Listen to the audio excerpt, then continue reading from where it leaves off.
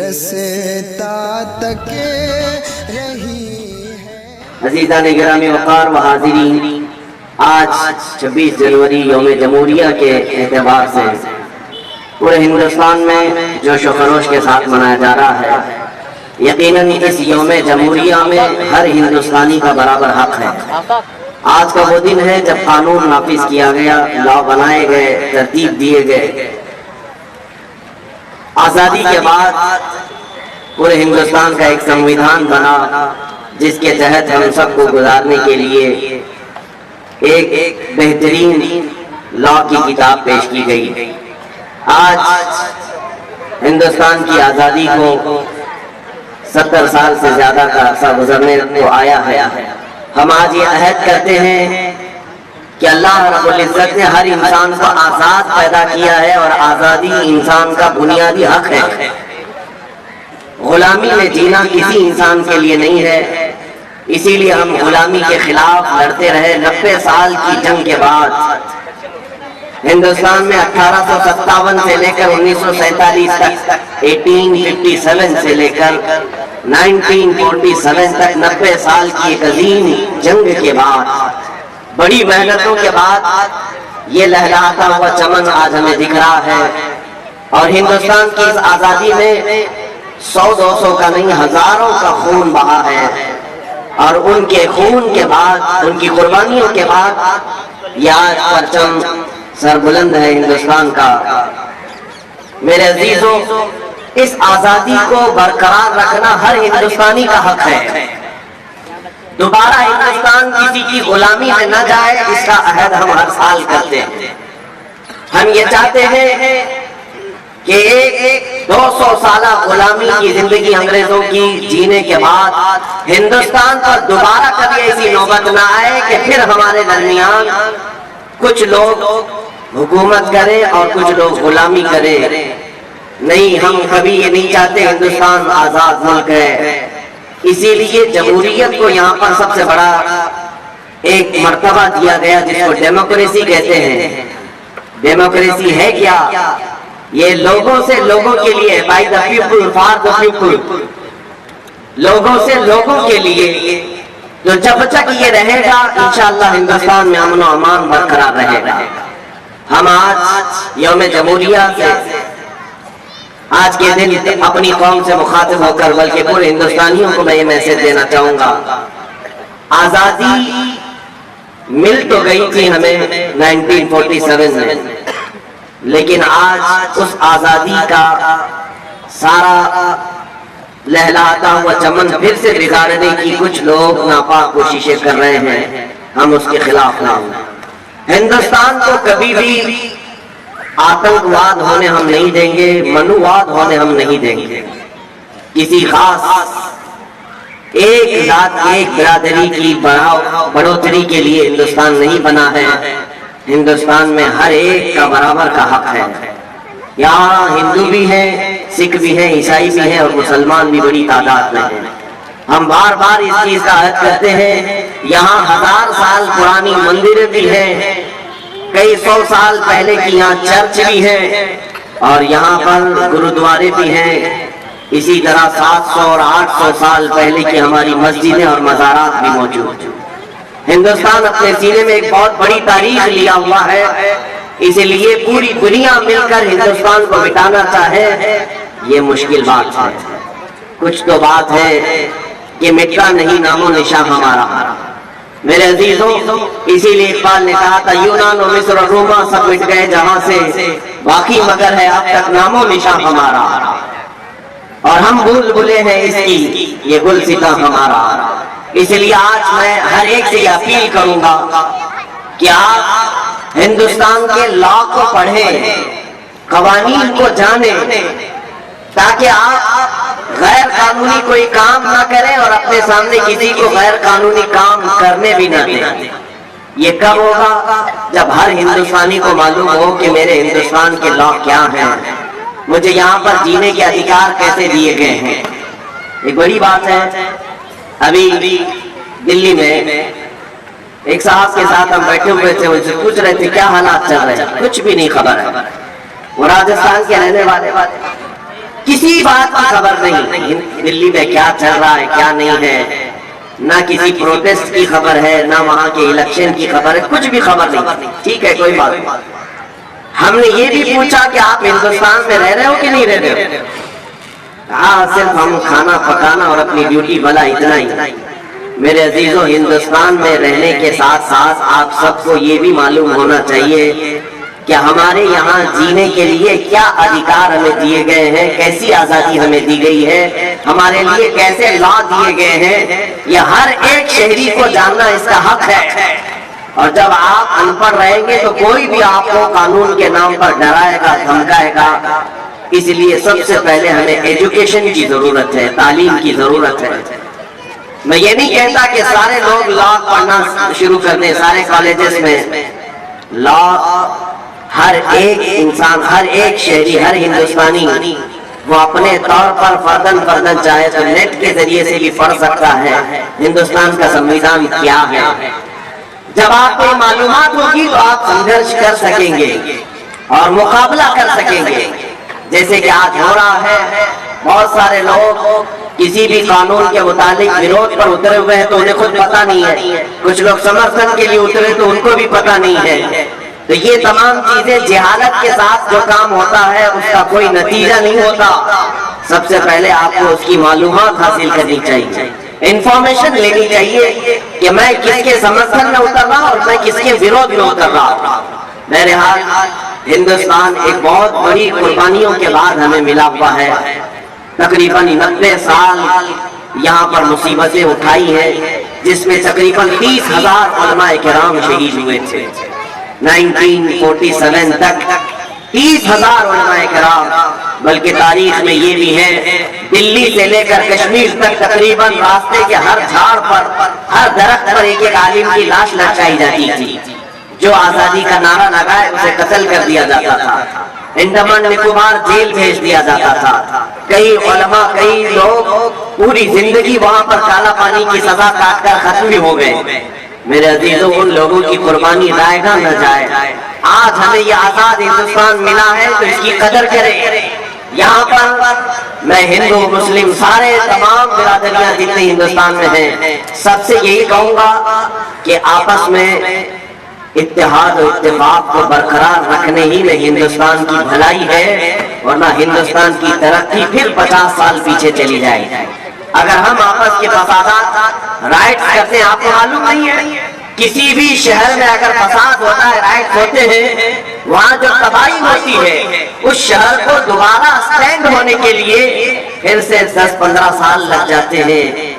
जितने घर टूटे, जितनी बर्बादियां हुई, दोबारा सही होने के लिए उसे 10-15 साल लग जाते हैं। इसी तरह हिंदुस्तान में अगर ये मजहबी तौर पर फसादात हुए तो इसका नुकसान पूरा मुल्क को होगा। मुल्क फिर 50 साल पीछे चला जाएगा और फिर इसको तरक्की करते करते एक जमाना चला जाएगा। इसलिए जो हिंदू है वो भी समझ लें, जो सिख हैं और ईसाई हैं, जो भी हिंदुस्तान में जी रहे हैं, वो सब समझ ले कि हिंदुस्तान गंगा जमनी तहजीब का एक मुल्क है। यहाँ आफियत और भलाई इसी बात में है कि ना तुम उन्हें छेड़ो ना हम तुम्हें छेड़े, या किसी भी तरह के ये भेदभाव के मामला ना हो। हिंदुस्तान ने जहाँ हमको अजान पुकारने की अजान पुकारने की आजादी दी है, तुम्हें अपने मंदिरों में इबादत करने की भी आजादी दी है, क्रिश्चियन को अपने यहाँ इबादत करने की आजादी है, गुरुद्वारे में अपने इबादत करने की आजादी है। तो मैं ये चाहता हूँ कि हर कम्युनिटी वाला अपनी आजादी के साथ अपने मजहब पर अमल करे, कोई एक दूसरे पर फोर्स न करे। इंशाअल्लाह अज़ीज़ ये इत्तेहाद हिंदुस्तान को एक दिन देखना पूरी दुनिया का सुपर पावर बना करके रखेगा। सुपर पावर हिंदुस्तान बन सकता है सिर्फ हमारा ये कम्युनल राइट्स जो होते हैं, मजहबी फसादा ये खत्म हो जाए और हम ऐसे लोगों के खिलाफ लड़ते रहेंगे, आखिर तक लड़ते रहेंगे जो हिंदुस्तान की कुर्सी को खराब करेंगे। उनसे हमारा हमेशा विरोध रहेगा। मेरे अजीजों, पहली मर्तबा आज यहाँ पर हम सब जमा हैं। मैं ज्यादा देर आपका यहाँ पर नहीं लूंगा। आपको दो चीजें मैं कहता हूँ। देखिए, एक आजादी है और एक पाबंदी। आजादी है और पाबंदी। 1947 में आजादी मिली है, सबको पता है, सारे लोग जानते हैं। لیکن ساتھ ہی میں 1950 کو یہی ہماری ڈیموکریسی جب ترتیب پا گئی، جمہوریت، اور اس کے لا بنائے گئے تو قانون بنا کر ہمیں دیا گیا، تو قانون پر عمل کرنے کی پابندی لگائی گئی۔ تو آپ کے دماغ میں ایک سوال آتا ہوگا، 1947 میں آزاد کر دیا اور پھر 1950 میں 1950 میں پھر قانون میں پابند کر دیا، پھر یہ کیسی آزادی؟ میں یہاں بتانا چاہوں گا کہ آزادی کا مطلب کیا ہے وہ بھی سمجھ لیں آپ۔ آزادی کا مطلب یہ ہے کہ انسانی اقدار کے ساتھ، انسانی اصول کے ساتھ جینا اور دوسرے کی آزادی کو خراب نہ کرنا، یہ صحیح معنوں میں آزادی ہے۔ آزادی کا مطلب یہ بھی نہیں ہے کہ کوئی ننگا پھرتا رہے اور دوسرے کو تکلیف دے، وہ آزادی تو جنگلوں کی آزادی ہے، جانوروں کی آزادی ہے۔ میرے عزیزو، آزادی کا مطلب یہ ہے کہ تمہیں ایک جو سمویدھان دیا گیا ہے وہ ڈسپلن مینٹین کر کے جو چلے گا وہی سب سے بہترین آزادی ہے۔ قانون کے خلاف جو بھی کرتا ہے، ہمارے آقا صلی اللہ تعالیٰ علیہ وسلم نے بھی ہمیں اصول عطا کیے، فرامین عطا کیے، اور یہ بھی فرمایا من غشنا فلیس منا، جس نے ہمیں دھوکہ دیا وہ ہماری امت میں سے نہیں ہے۔ اس لیے دھوکہ دینا، رشوت دینا، یہ تمام چیزیں جو قانون کے ساتھ آج ہو رہی ہیں، ان سب سے آج ہمیں مکتی چاہیے، آزادی چاہیے۔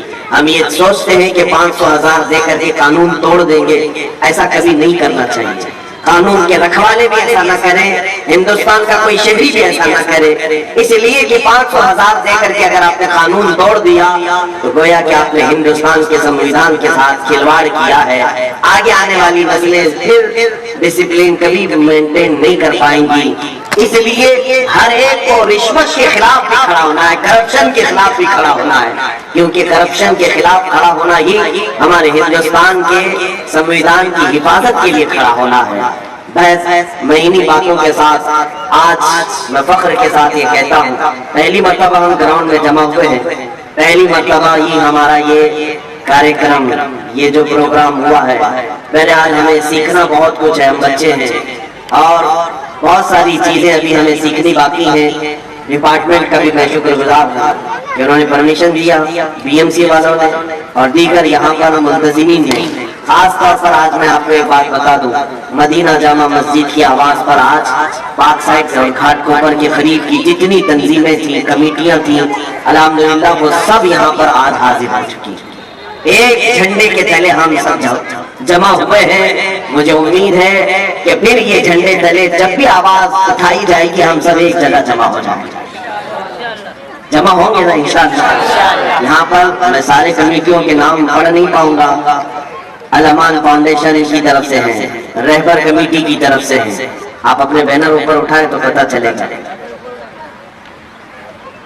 شاداب ایجوکیشن ویلفیئر سوسائٹی یہاں پر ہے، فیضان مصطفیٰ ویلفیئر سوسائٹی، سہایتا سوشل کمیٹی، پنکیشا درگاہ مسجد ٹرسٹ، مدینہ عیدگاہ کمیٹی،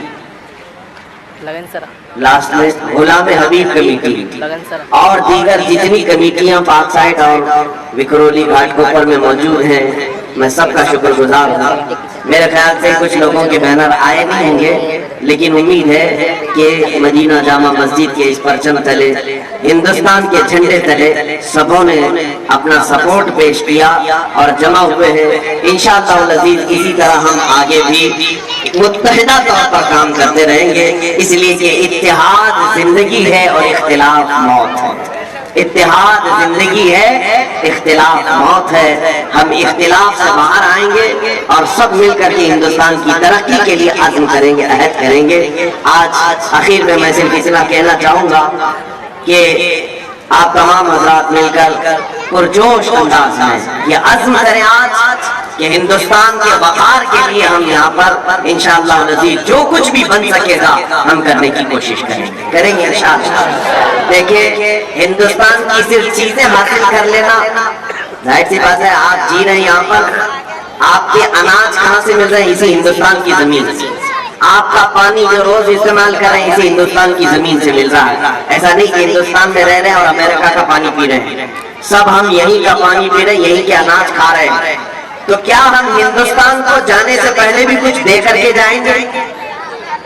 یہ ہر ایک نوجوان کے اندر خواہش ہونی چاہیے کہ میں بھی ہندوستان کی ترقی میں اپنا کچھ حصہ دے کر کے جاؤں، جیسے ہمارے پرکھوں نے دیا ہے، بڑے بڑوں نے دیا ہے، جتنے لوگوں نے بھی ہندوستان کو بنانے میں یوگدان دیا ہے آج ان کے نام لیے جاتے ہیں۔ اسی طرح ہر مسلمان کو، ہر ہندوستانی شہری کو یہ عزم کرنا چاہیے، صرف میں ہندوستان کی مٹی میں رہ کر کھا پی کر کے چلا نہ جاؤں، بلکہ ہندوستان کی ترقی میں میں اپنا بھی کچھ حصہ رکھ کر کے جاؤں، کوئی تو ایسا میں کام کر کے جاؤں۔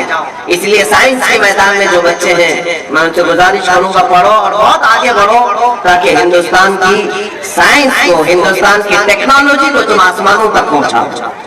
آج جو بچے انجینئرنگ میں ہیں میں ان سے گزارش کروں گا کہ خوب آگے بڑھو، اتنا آگے بڑھو کہ ہندوستان کا انجینئرنگ میں ایک مقام پیدا ہو جائے پوری دنیا میں، تاکہ آپ کو ہمیشہ یاد کیا جائے۔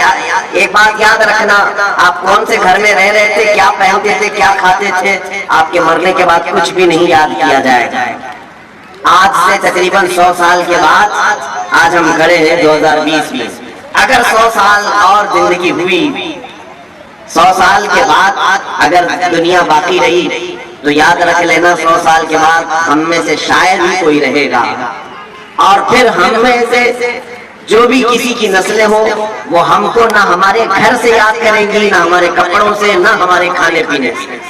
یاد اگر کیے جائیں گے تو تمہاری ترقیوں کو یاد کیا جائے گا، تم نے اگر کچھ کیا ہے۔ آج تاج محل کو یاد کیا جاتا ہے اس لیے کہ تاج محل ایک عجوبہ ہندوستان کی ترقی کے اور ہندوستان کا سر اونچا کرنے کے لیے ایک بادشاہ نے دیا۔ لال قلعہ دیا ہے، قطب مینار دیا ہے، اور بھی بہت ساری ایسی چیزیں ہیں ہندوستان میں جو ہندوستان میں رہنے والوں نے اس کی ترقی کے لیے دیا ہے۔ اسی طرح سے میں گزارش کروں گا ہر فیلڈ میں جو بھی ہے وہ ہندوستان کی ترقی کے لیے اپنا کچھ حصہ ضرور دے کر کے جائے۔ ظاہر سی بات ہے آج یہ بات یاد کی جائے گی، اگر آپ نے انجینئرنگ میں جیسے پلین بنانے والا کون تھا، سب سے پہلے ایروپلین کس نے اڑایا، وہ ہمیشہ یاد کیا جائے گا۔ کمپیوٹر کس نے بنایا، یہ ہمیشہ یاد کیا جائے گا۔ ٹیلی فون کس نے بنایا، یہ ہمیشہ یاد کیا جائے گا۔ ایسی کچھ ایجادات کرنے والے ہمارے پاس اسٹوڈنٹس ہونا چاہیے۔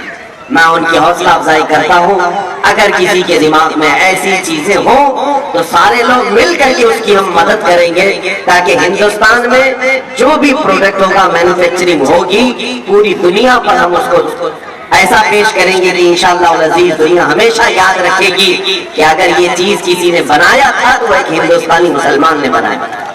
انشاءاللہ العزیز آج ہم یہاں عہد کر کے جاتے ہیں، اخیر میں صرف اتنا ہندوستان کے لیے دعا کروں گا، اللہ رب العزت کی بارگاہ میں مولا کریم ہم سب کو اتحاد و اتفاق کی زندگی عطا فرمائے، مولا رب العزت ہم سب کو نظر بد سے محفوظ فرمائے۔ خاص طور پر پاک سائٹ پٹرولی گھاٹ کوپر کے جتنے لوگ یہاں پر حاضر ہیں، آج یوم جمہوریہ کے موقع پر اے رب العالمین تیرے دربار میں ہم التجا کرتے ہیں، جس طرح آج ہم آزاد ہیں، ہمیں موت تک تو آزاد ہی زندگی عطا فرما۔ مولا دوسروں کی غلامی سے ہم سب کی حفاظت فرما، پورے ہندوستان کے وقار اور عزت کو مولا تو دوبارہ فرما دے۔ جنہوں نے آج جس طرح سے بھی محنتیں کی ہیں سب کو اس کی اپنی شان کے مطابق اجر عطا فرما۔ اے کریم خدا ان نونہال بچوں کے مستقبل کو روشن و تابناک بنا دے، ہماری ماؤں اور بہنوں کی عزت و وقار کو بلند فرما دے، ان کی کوکھ سے نیک و صالح اولاد نصیب فرما۔ خصوصاً مولا ہمارے مذہبی شعار کی تو حفاظت فرما، جو بھی ہمارے دین و ایمان اور ہندوستان کے امن و چین و سکون کو غارت کرنے کی کوشش کرے، اے مولا تو اس کے لیے